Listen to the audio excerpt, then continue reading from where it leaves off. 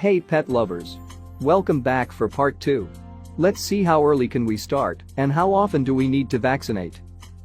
We have to understand maternally derived antibody (MDA) and window of susceptibility before we could talk about vaccination regime.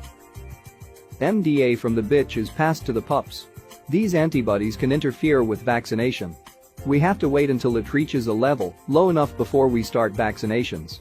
In most pups, an average of 6 to 8 weeks old, MDA would be low enough, but in some pups, MDA can last up to 16 weeks or more.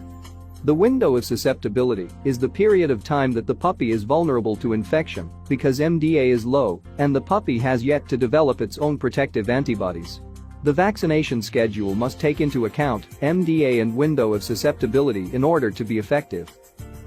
It is not practical to be taking blood from the puppies and testing them for MDA level weekly just to know when we should vaccinate.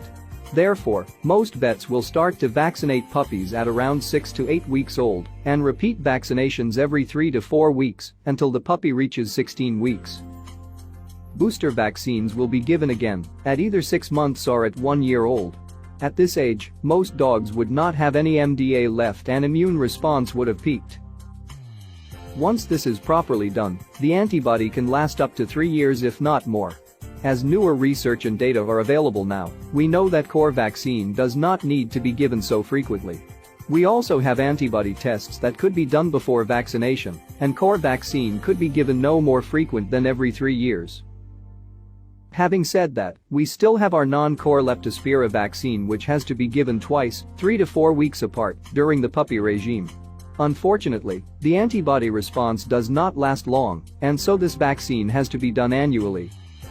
Does it mean that we do not need to go to the vet annually? In contrary, we still need to vaccinate against Leptospira annually. Visit to the vet does not mean vaccines only, but should include a thorough exam by the vets, blood test to detect silent diseases. There are many deadly diseases that are not prevented by vaccine and often go undetected, such as tick-borne disease and heartworm.